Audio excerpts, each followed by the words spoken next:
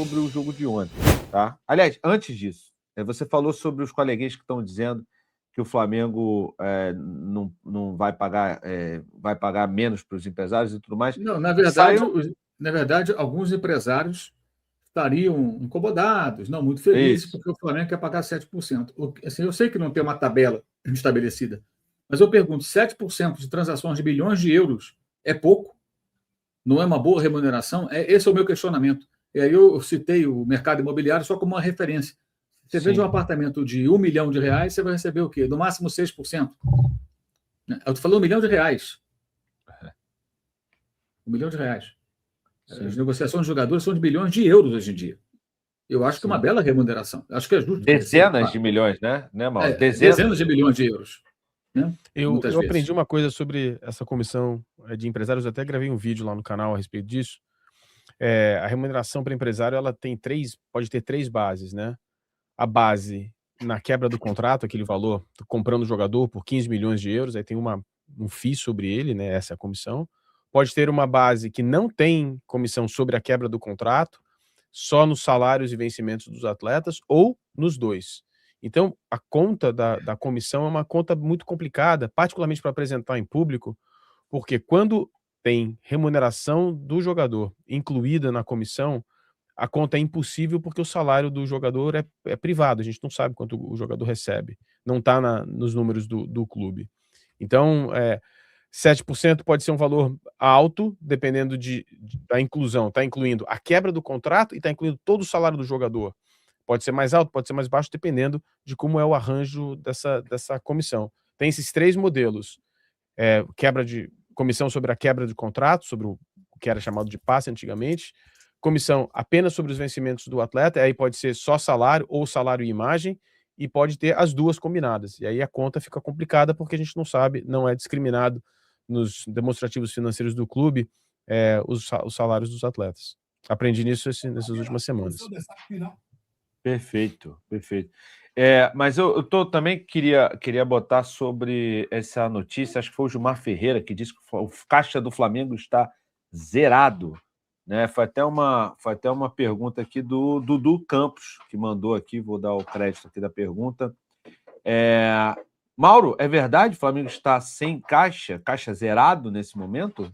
Cara, é muito delicado ficar. Ainda mais Gilmar, meu amigo, conheço o Gilmar há dezenas, não de euros, há dezenas de anos. Trabalhamos juntos no Jornal do Brasil no começo dos anos 90. Gilmar é um cara que eu gosto muito, mas eu acho que ele se expressou mal ou ele não entendeu muito bem os números, uma coisa ou outra. Então, o que eu vou fazer? Eu vou passar para quem está nos acompanhando o que me disse a respeito o Bruno Chatac, que é um especialista e esteve conosco na semana passada, correto? O que disse o Bruno Chatac? Perguntei ele ontem, vem cá, pelo que eu vi lá no balanço, tem 89 milhões em caixa e tal. Como é que é isso? Aí o Bruno respondeu o seguinte: é preciso considerar que o segundo semestre, além disso, é preciso considerar que o segundo semestre tem uma entrada de receitas esmagadoramente maior e que o clube já cresceu 32% da receita recorrente em relação ao mesmo período do ano passado. Receita recorrente, lembrando, como ele já explicou aqui, é aquela grana certa. Se fosse transferir para a realidade de uma pessoa, o que é receita recorrente? É o teu salário. Você ganha o quê? 5 pau por mês? Aquilo é a sua receita recorrente. E a não recorrente? É a comissão que você ganha. Quando você vendeu o apartamento, ganhou 7%, 6%, 5%, né? Ela é não recorrente. É a base do seu salário, a sua receita recorrente. O que é? O faturamento que o Flamengo tem certo.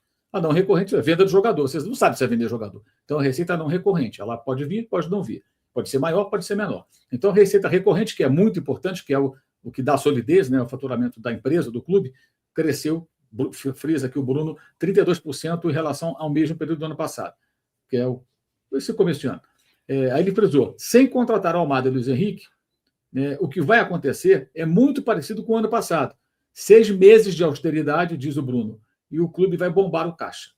E no balancete do clube está registrado lá, até publicado por vários veículos, como o GE, o UOL, etc. Até lendo aqui um trecho do GE. O mês de junho foi fechado com 127,8 milhões de caixa livre consolidado, falando do Maracanã lá então também. E desse total, 89,8 milhões estavam sob gestão direta do Flamengo e o restante com a Fla-Flu Serviços, né, responsável pela gestão do Maracanã, etc. Então, assim, o Flamengo tem dinheiro em caixa. Eu não sei se o Gilmar se expressou mal, que houve, pelo menos esse é o meu entendimento. para não parecer que eu estou querendo tirar conclusões sem ouvir quem domina o assunto com profundidade, perguntei ao Bruno e foi essa a explicação. Então, eu não sei se o Gilmar não se informou corretamente, ou se ele se expressou mal, não sei, sinceramente não sei, mas eu fico com o que disse o Bruno. E não acho também que o BAP iria contratar algum jogador se não tivesse dinheiro. Entendeu? E a contratação, se acontecesse de um ou de outro, ela teria parcelada, porque o Flamengo, até isso, informação até do Rodrigo Matos, nas apurações dele, o Flamengo poderia comprometer nesse ano cerca de 15 bilhões de euros numa contratação, até 15, e o restante parcelado para o ano que vem. Isso significa que a janela que só fecha no mês que vem, o Flamengo pode contratar, de repente, um jogador. Pode contratar 2 de 7.500, por exemplo, e pagar esse ano. Geralmente não é o que vai acontecer, né? Então, é isso, porque o clube tem receitas a receber no segundo semestre, no ano que vem, por aí vai. Né? É sobre isso. Eu fiz essa conta, o Rodrigo Matos fez a conta, o Bruno fez a conta, e os números batem, né? É entre 12 e 15 milhões. E a ideia, que me parecia ser a ideia na contratação tanto do Almada quanto do Luiz Henrique, era fazer esse processo de parcelamento, porque cabe, né?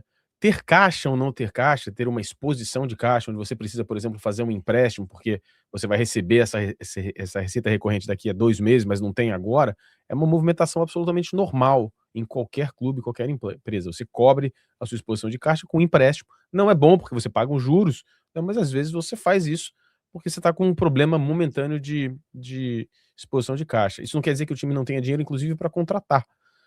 O número que o Flamengo tem é entre 12 e 15 milhões, está lá, está pronto para contratações e pode acontecer, e pode, inclusive, contratar um jogador de 45 milhões, desde que caiba no parcelamento. Aí tem que ver a capacidade negocial de quem estiver à frente da negociação de fazer um parcelamento onde caibam apenas, no máximo, 15 milhões de euros para essa janela. Lembrando, né, 15 milhões de euros é tudo, não é só o passe lá do jogador, né? Tem a comissão, tem os impostos, se for um jogador que está fora do país, você tem que adicionar quase 20% de imposto, tudo isso dentro desse 15 milhões, né? Essa conta dá para fazer, tá? Os números estão disponíveis lá, você pode pegar os demonstrativos, essa conta dá para fazer, basta você ter um conhecimento mínimo contábil ali, você faz essa conta.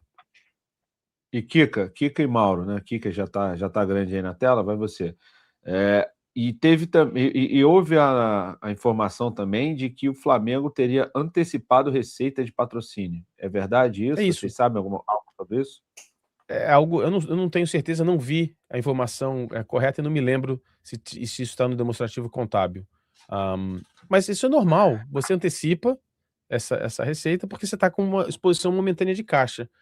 Como disse o Bruno Chatac, no futebol brasileiro, a grande parcela das receitas, o peso das receitas acontece no segundo semestre. Então, você momentaneamente tem uma exposição de caixa, você não tem dinheiro ali para cobrir aquele fluxo, você adianta uma parcela, 2, o que quer que seja, e aí você cobre no ano seguinte, no semestre seguinte. O importante é você olhar a sua receita recorrente, dinheiro que você sabe que você vai receber no segundo semestre, e não ultrapassar aquele limite.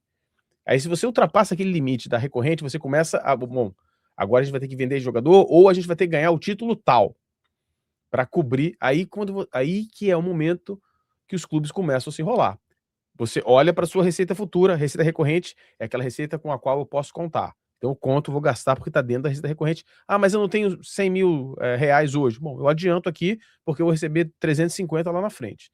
O que os clubes fazem? Aqui sendo generalista para não causar nenhum tipo de mimo. Os clubes olham para a recorrente, depois olham para a expectativa, falam, não, mas a gente está com um time bom, a gente está em 3º lugar no Campeonato Brasileiro, 4º lugar no Campeonato Brasileiro, então dá para contar também com a 2ª posição do Campeonato Brasileiro. Aí você fala, então vamos gastar um pouco mais, pouco além da recorrente. Aí você olha e fala assim, não, mas tem um jogador lá, o Zé das Couve, que é um craque, a gente recebeu uma sondagem do Arsenal para pagar 25 milhões de euros nele. Então dá para gastar um pouco mais. E aí o que acontece? Esse time tem uma perda esportiva, aí ele foi além da receita recorrente, foi naquelas receitas que talvez não sejam capazes de receber, e aí o que acontece? Ele aumenta a dívida. É assim que funciona o futebol brasileiro. E ainda assim... Mas ele lançou um curso, se vocês não sabem, fiquem sabendo, o nome do curso é Tática Sem Tatiquez, do Falso 9, onde ele ensina tática e estratégia de forma simples, sem complicações, sem precisar nem ter experiência. Para você não ficar falando bobagem aí, que nem certos jornalistas estão falando, né? Eventualmente. E com o cupom BARBA, o curso vai sair por R$ 107 no Pix ou em 12 vezes de R$ 12,96. R$ 12,96. Meu irmão, 12 vezes de R$ 12,96, eu não sei nem o que dá para comprar com isso aí. Mas o curso do Falso 9 dá. O link está aqui na descrição.